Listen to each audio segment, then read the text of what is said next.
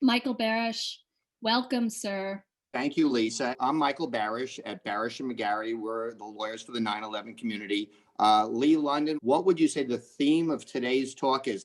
So our big theme right now, especially with the 20th anniversary, right around the corner, is that even if you weren't there, you may know someone that was. That is the biggest thing that we are talking about right now. I was in an Uber ride home yesterday, and the Uber driver speaking to me, and I just mentioned what I do, and he's like, "Oh, my uncle. Do you think he'll qualify?" And he gave me his uncle's information because his uncle's going through a hard time and just got diagnosed with cancer. So you don't know who you speak to that has been affected by 9/11 exposure, especially with 20 years later. So let's start with the video. Some of you may have seen it, but it's a great way to set the table, and then we'll get back to you in about 3 minutes. The first thing that I hear from the non-first responder community in Lower Manhattan is, I'm sick, but I don't deserve anything. I'm not a first responder. I just lived here. I just studied here. I just went to school here. I just raised a family here. Your presence here was an act of courage and resilience. The first responders, I'm in awe.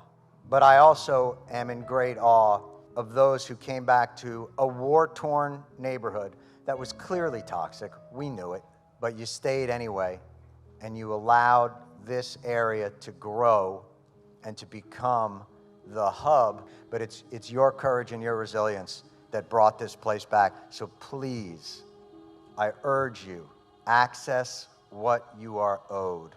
Over the last decade, we have all fought very hard so that everyone has access to the health care that they need. It is very important that every community member who lived anywhere south of Houston understands that you are covered.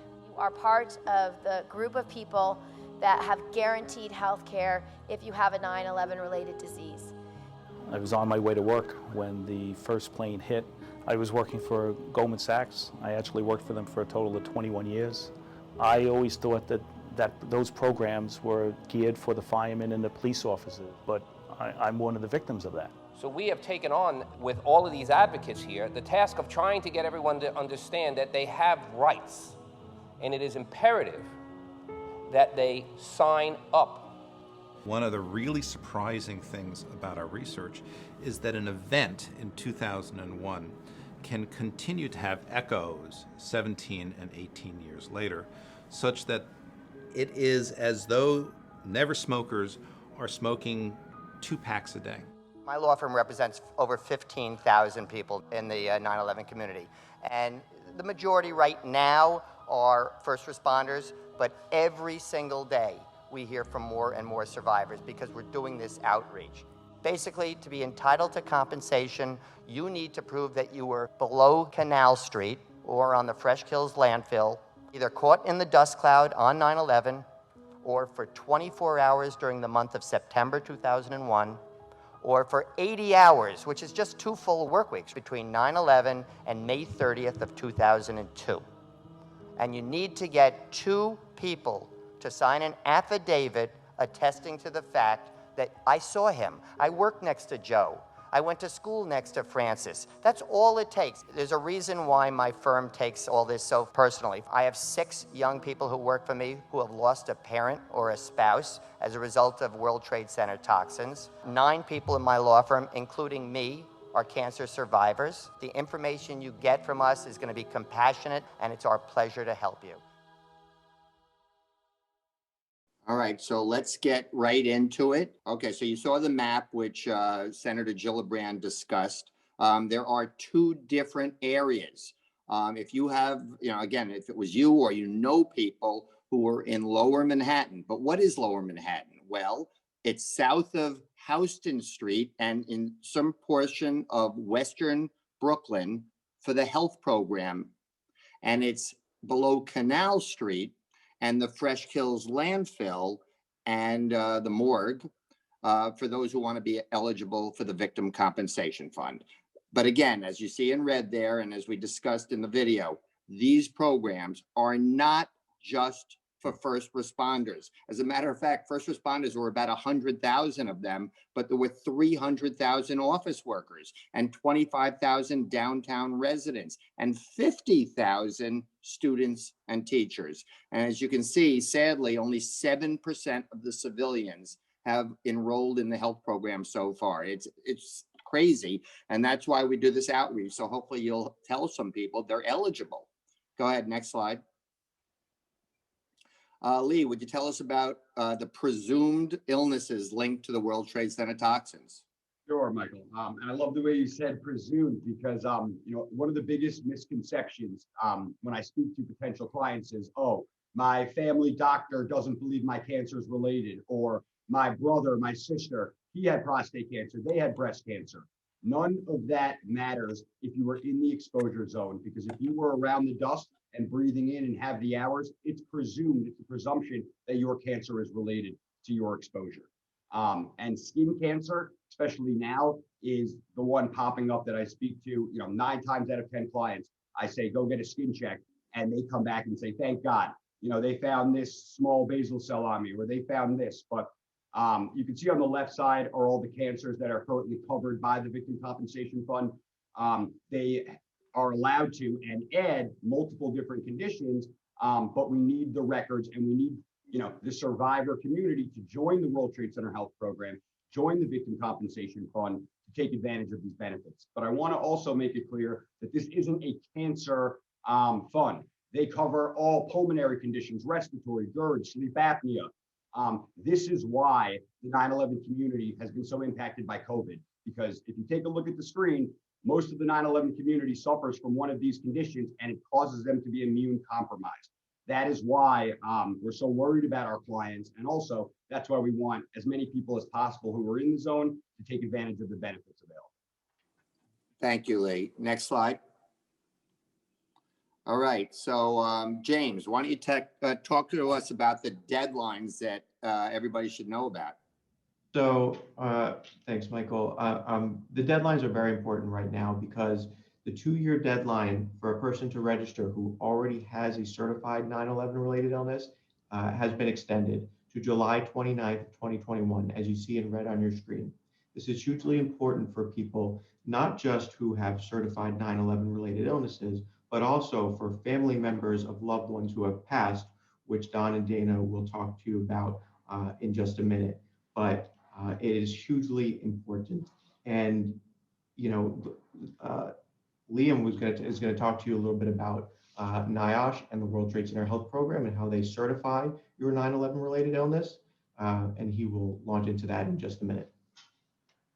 All right. Yeah. So the basic law, when it was written, was there was a strict 2-year deadline. The special master did a wonderful thing, understanding that so many non-responders were unaware of this deadline or thought it was only for first responders.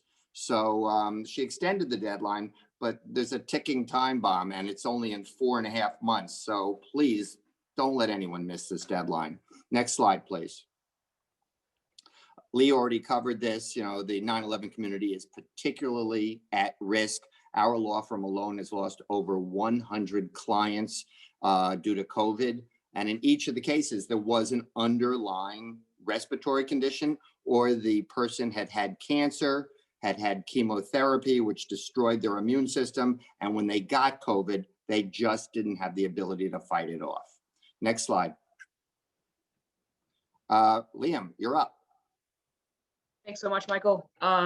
Yeah, so today we're talking, and Lisa, thanks for having us. It's great to be here. And today we're talking about 2 programs, right? We're talking about the Victim Compensation Fund, which provides compensation for your 9/11 related illnesses, and we're talking secondly about the World Trade Center Health Program, which provides monitoring, health screenings, and treatment for those conditions. And your conditions have to be certified by the health program in order to, file a successful Victim Compensation Fund claim. But the World Trade Center Health Program is, first off, it's in all 50 states. So you don't have to live in the New York metro area to receive care. They have doctors and specialists in every state. And this is for responders and survivors. So not just those who were involved in the rescue, recovery, and cleanup, but also all of those who lived and worked south of Houston Street as well. And then the other thing that the World Trade Center Health Program does right out front is it treats physical conditions as well as mental health conditions, which I think is an important point that often kind of gets overlooked sometimes. And, this is from PTSD to anxiety disorder, panic disorder. Really, the clinics that operate within the World Trade Center Health Program have a really robust mental health care.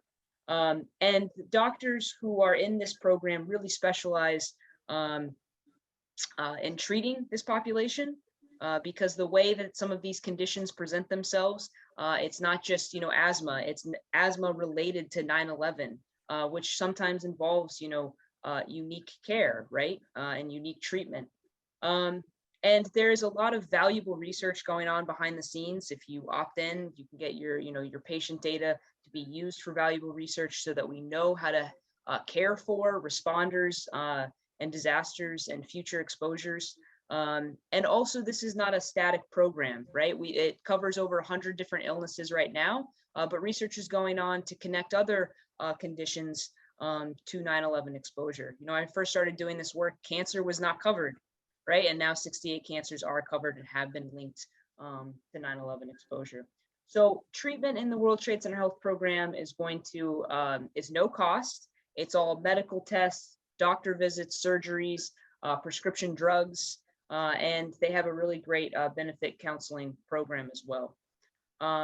So there's a lot to it, but this program is here. You're not taking away something from being a part of this program. I get that nearly every day. People think, oh, I don't want to be in the program because I'm taking something away. No, this program is built for this population and will be around and will outlive everyone. It's certified till 2090. So there's a lot to say on this, but I will leave it there for now. Oh, and then one more thing that I think is important.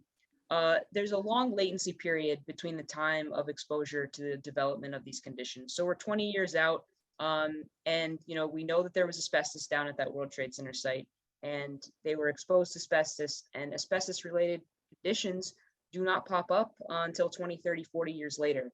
So it's really, really important. This program becomes more important as we get further away from that date. Right. Thank you so much, Michael. No, I mean, the doctors that we speak to tell us mesothelioma is going to be exploding over the next decade. So we've got our eyes open for that. Also, Liam, one of the questions that we often get, so I'm just going to ask you now, is a lot of our clients are snowbirds. And they're up in New York, and then they go down to Florida or South Carolina. What do you tell them about the health program? Yes, that's great. So, I know a lot of folks who live in Florida but want their care in New York City. That's definitely possible, and it's a case-by-case basis. Usually, you have your home-based clinic, but I do know a lot of folks who can receive care in both locations. So Okay. no problem.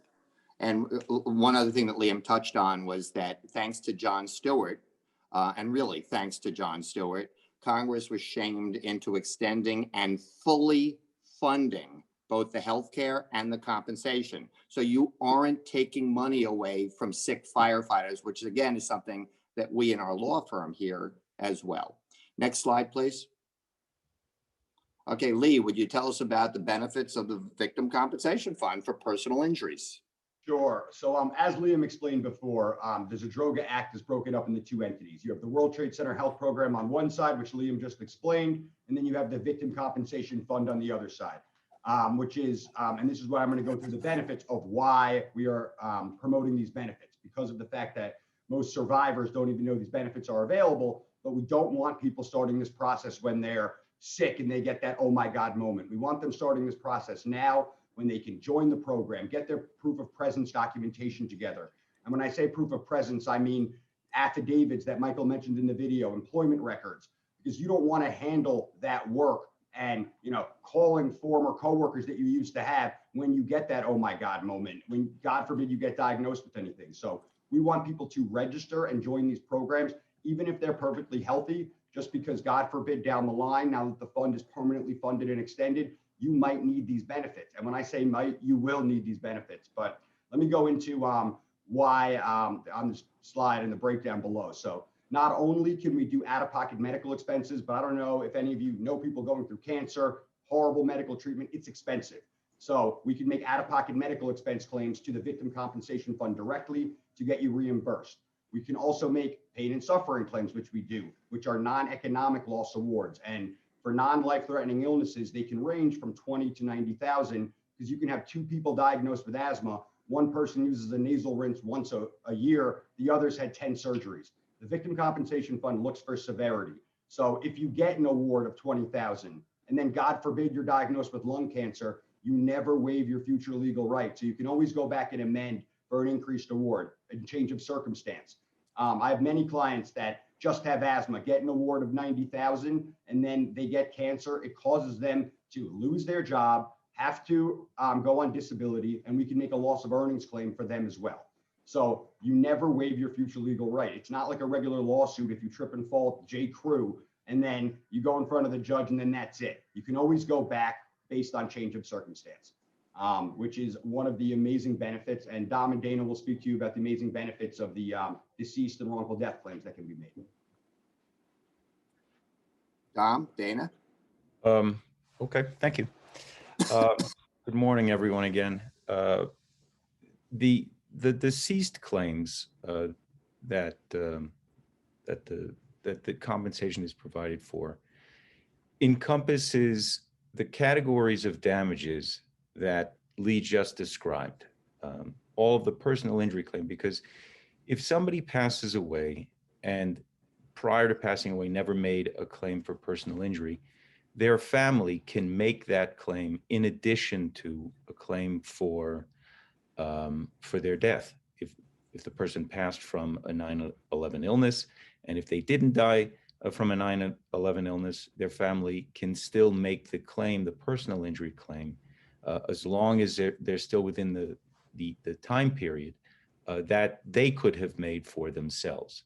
So in terms of benefits, what that means is that if a family files a deceased claim, the deceased claim includes the personal injury claim. It includes a personal injury award for pain and suffering. It may include benefits for lost earnings or medical expenses if those were losses that their loved one experienced as a result of their illness. And then, of course, if the person was still working when they passed away, as part of the deceased claim, the family can recover benefits once again for their loved one's pain and suffering. There's a second pain and suffering award. And then they can, if somebody's work-life expectancy was cut short by their illness, then additional lost earnings can be recovered. In addition, the VCF recognizes that each of us has an economic value to our household. We perform certain chores and services for the household that benefit others. And they provide benefits. The VCF provides benefits for that. And it also provides, as this graphic shows you, they call it a non-economic loss award for any surviving spouse or dependents. And I just want to add something now about that deadline again. You heard Liam discussing the different types of, and Lee also, the different types of illnesses that are eligible for benefits. There are 68 cancers, not just the 10 cancers that we had on the graphic before, 68 cancers, in addition to the pulmonary illnesses that Lee went over. Many of those illnesses did not become eligible, especially the cancers, until 2011, 12, 13, as a result of which you had many people who passed away between 9/11, but more importantly, because there's a latency requirement, between 2002, 3, 4, 5, depending upon the kind of cancer, and when the cancer was deemed eligible. And during that time, there was no reason why anybody would know to file a claim. There was no reason why anybody who had one of these illnesses would know that they should collect information, the type of information that Michael and Lee went over about their presence, those affidavits. Many people never learned of the change that occurred at the VCF and that these illnesses became eligible. So that's why we encourage you to spread the word, because there are many families who lost somebody during a time period when they didn't know that there were benefits, but now there are benefits. And these benefits that I've been describing to you, they can add up to hundreds of thousands of dollars, sometimes millions of dollars. I mean, they're very substantial benefits. And we want to make sure that every family that's eligible for them knows about it. So we ask you to spread the word. Dana, what can we do? What can we do for our families now to help them should they ever require these benefits? Thank you, Dom. Yeah, I want to say something about what you just pointed out. We have people who come to us who lost someone in 2006, in 2007, and there are more families like that out there, many, many of them. And on July 29th, 2021, their time to register a claim will run out. And so it's so important that we reach them, and we're trying every which way to do that. What can we all do? The first thing is, if we're survivors, or if we know people in the community who are survivors, sign up, get in the program, not just for ourselves. We want to have every weapon in our arsenal to fight these illnesses. That's the World Trade Center Health Program. We want the financial benefits we're entitled to, because these illnesses take a terrible toll on us, on our families. But it's something we also do for our family, because some of these illnesses are, and you've seen, they are very serious, and we lose people to them. We lose people to them all the time. These families are entitled to benefits, but they need to know about it. And we need to pave the way for the families to make sure that it's as easy as possible for them to access the benefits. So get in the program while you can. When you're deemed eligible, you're eligible for all purposes, including for any wrongful death claim that your family may make. So as professionals, please speak to your clients. It's, don't take for granted that they weren't there. We had people from all over the country who came to New York City, from churches, from schools, volunteers, and there were people who worked here, who lived here, who went to school here. Talk to them. I've told you, register for the health program. That is one of the most important tools in our arsenal for getting monitored, for getting treatment, and register for the Victim Compensation Fund. Get your evidence. Time is not our friend for these claims. Michael talked about the 2 affidavits that people need to get. It's getting harder and harder. And so it's something that you want to do now. Find the witnesses, encourage people in the community to establish their proof of presence now before it gets harder and harder. Witnesses are dying, records are being destroyed. We deal with this every day. Go see your dermatologist, get a skin check. I did it yesterday. It's such peace of mind when you get that good news that everything's okay. And if there is something, you deal with it early. So especially for the 9/11 community, stay on top of it. Every year, do it. If you have a history, more frequently. And get a will. The reason we want people to get a will is that for families, it's the estate representative who's going to bring this claim to the Victim Compensation Fund. You get to choose who that person is going to be, and ideally it's going to be the person who you've spoken to, who knows about it, who you trust to see it through. So that's why a will is so important, and some part of this award actually to the family will pass through. So you get to plan for where it goes, and if you don't do that, it's going to go by intestacy, and that's really not always ideal for families. So please spread the word, call us. If anybody even thinks they may be eligible, have them call a lawyer, have them find out about their rights. It doesn't cost anything. And the worst that happens is they find out they're not eligible, but maybe they are, and it's so important.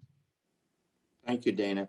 I just want to repeat something that you touched on this slide, which, when we did our breast cancer awareness webinar, the doctor said, please, for you women out there ages 40 to 55, do not postpone your annual mammogram. They are really concerned about what they believe is going to be an explosion of breast cancer, skin cancer, prostate cancers. These are all colon cancer. These are the preventable cancers if you get early detection. And yet people, because of COVID, have understandably postponed this year's, well, last year's and this year's appointment. And you should not do that. So this is not a legal thing. This is just good advice coming from the doctor, which thanks to ARG and our doing webinars, we learned about it. So having summed that up, are there any questions from the audience? I've gotten some private questions. Oh, So good. one of our people asked a question. They, on 9/11, they were working in a family business, and they had a bread and cake distribution business. The night of 9/11, none of their trucks were able to get out to deliver. But on 9/12, they drove down with a police escort to deliver bagels and bread and rolls down to the Verizon command post, which was south of Canal Street. Mm-hmm. And so their question is, you know, they breathed the air, they smelled the smell. Would they be considered, were they there? Like, Absolutely. So I'll repeat it again. First of all, you need not have been in the exposure zone on 9/11. Remember when the EPA infamously said the air is safe to breathe. Most of you are too young to remember that, but we remember Christine Todd Whitman's famous line.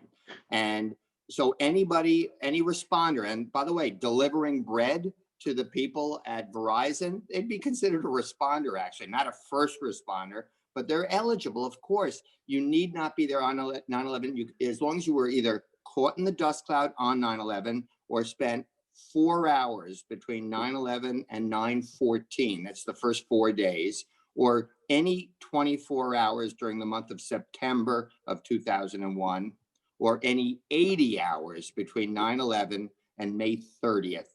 That's when the cleanup was officially considered over. But someone who's delivering, someone who's picking up trucks that are covered in dust and then have to clean those trucks, they would be eligible. So for the member that asked that question, I implore you, I don't even suggest, I ask you, please don't let the day end today without being in touch with Michael or someone on his team. Please, whoever it is out there, would be happy to help your client. So we have another question, Michael. Someone has a client whose husband died of esophageal cancer. He was down there in the area the day it happened, but ended up going on disability, so he had to stop working. Is his wife entitled to any compensation? Yes, she's absolutely entitled to compensation. All of the different kinds of damages that I discussed before, she would be entitled to recover lost earnings for the period of time that he was on disability. She would be entitled to recover damages for the lost years that he would have worked had he not passed away, if that was the case. And she would be entitled to those awards for his pain and suffering, both for personal injury and for the deceased claim. She herself would be entitled to a direct award for replacement services as a dependent. If there were any funeral expenses, benefits are available to pay for that. She'd be entitled to all of those benefits. Right. But again, if this person died more than 2 years ago, the deadline to register is this July 29th. Yeah. Next question, Lisa. Charles, go right ahead. I think this question is for Liam. Liam, dealing with the location, as far as for those who can claim dealing with the victims compensation fund, like, you know, downtown Brooklyn, right across dealing with New Jersey. And, you know, a lot of the victims basically inhaled, you know, different toxic fumes and things of that nature. Why isn't it, you know, expanded a little bit more than that? Because of course the wind goes in different directions, and that's very close as well. Why is it just such a small area that this is for? Yeah, it's such a good question, and I ask myself that all the time. Unfortunately, this is what Congress determined was the zone, and you know, with any of these kinds of things, it has become highly political, but it was based on, I am told, looking at aerial shots of that dust cloud. But I fully agree with you that debris and dust was much more expansive than the area that they've cut off. And it's a good question. It's kind of like why aren't HR sending letters? This is the questions that we grapple with. But this is what has been determined to be the zone by Congress. Yeah, we had to compromise. I mean, you have no idea how hard this was trying to get Congress to do anything. We kept hearing another benefit for New York City. Haven't they gotten enough already? So frankly, this was the compromise that they came up with. South of Canal Street for compensation, south of Houston Street for the healthcare. But sadly, nothing for people in New Jersey, nothing for people, well, a little outside of Western Brooklyn, and that's it. One more quick question, please, if you don't mind, Lisa. Sure, Albert, go right ahead. Come in. So, Michael, thank you again, you and your team. And you covered it, but I just want to be clear. Someone working in that area that has not exhibited symptoms, you want them to register before the deadline? Some of these illnesses have such a long latency period. You could be totally healthy today and in another 20 years from now develop mesothelioma. And at that point, 40 years out from 9/11, trying to find the people to support the claim, to prove your presence will be very, very difficult. And it'll be more difficult if a person passes away, like Dana touched upon, for their family. The more that we can do for our families now, the better. The more that we can tell them about the benefits, the more that we can do things that need to be done to make the claim eligible. But it's first and foremost, it's that presence, proof of presence. It's getting harder and harder. And Michael, please correct me if I'm wrong.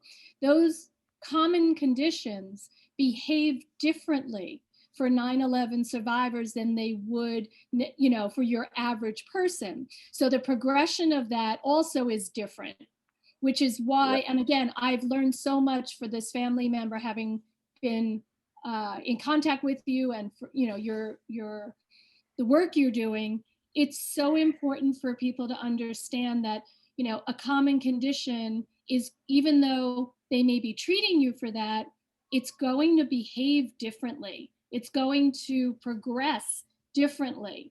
So Lisa, we are seeing these really, they actually call them rare cancers, because doctors at Sloan Kettering tell us they haven't seen such aggressive cancers and a mixture. I mean, normally if someone gets one type of cancer, that's all they'll get in their lifetime. But in the 9/11 community, we're seeing people with multiple cancers. And, this is just super aggressive stuff. They still haven't figured out the answers to all these questions yet. But, I so appreciate your giving us the opportunity to meet with your group today. And I thank you for helping us get the word out.